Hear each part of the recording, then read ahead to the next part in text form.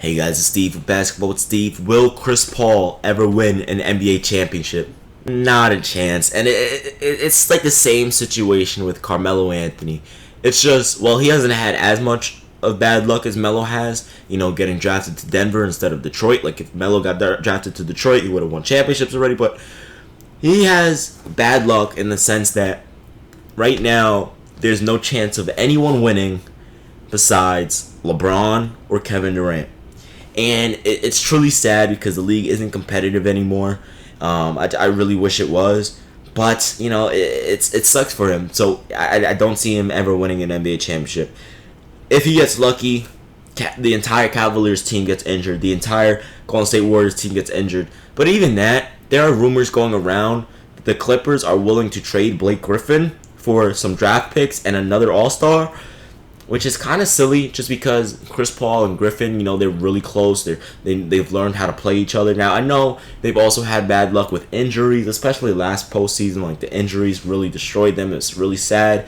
But, I just don't. And even then, even if it weren't for the Golden State Warriors being in the West or the Cavaliers being in the East, I wouldn't see the Clippers winning with that roster.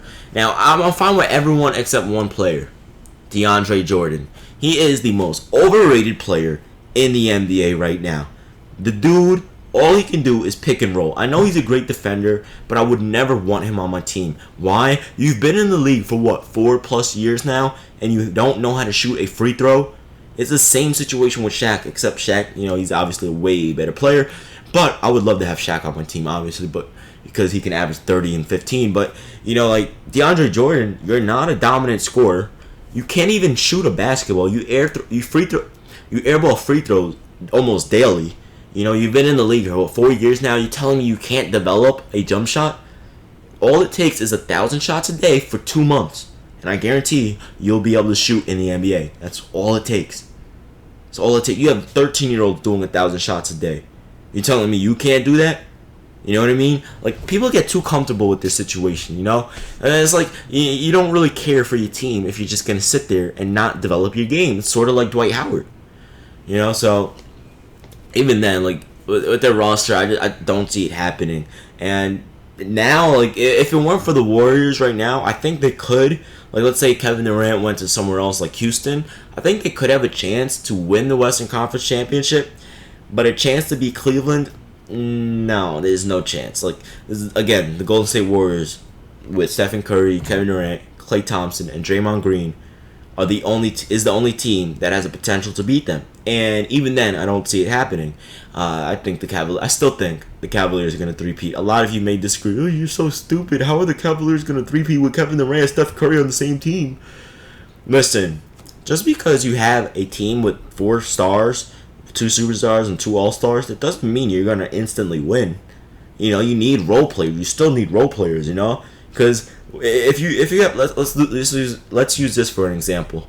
If you have, let's say, Kyrie Irving, James Harden, Paul George, and Anthony Davis on the same team, 4-star players, but you give them a bunch of D-League scrubs, what's going to happen with the rotation? Do you think it's going to be a 5-man rotation the entire game? No.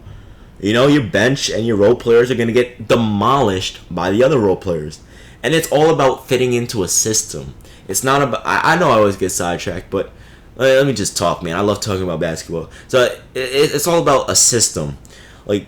You develop around what you have. So with Chris Paul's case, you want shooters around him. You want athletic players. You want dunkers. You want high flyers. You want defenders.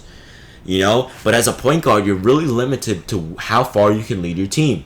And don't give me the bullshit example. Well, look at Stephen Curry. He led his team to the NBA Finals and they beat the Cleveland. They only won because the Cavaliers were injured. We've been through that a million times.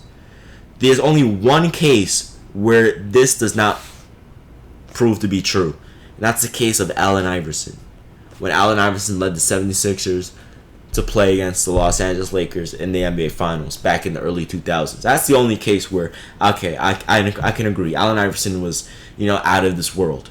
That's the only case where I can say a point guard can actually lead a team to an NBA championship, even though he didn't win. But, his team was ass. But anyway, so again, man, I don't see it happening with Chris Paul. There's no chance of it happening. It sucks. It does suck, honestly, just because he's such a great point guard. He's gonna go down as maybe top 3, maybe top 4 or 5 point guard in NBA history. I say he's top 3 already as a point guard, but just for his consistent play throughout his career, 18 and 10, pretty much dominant. But anyway, let me know what you guys think in the comment section below. It's been Steve with Basketball with Steve. Will Chris Paul ever win an NBA championship? Let me know. Peace.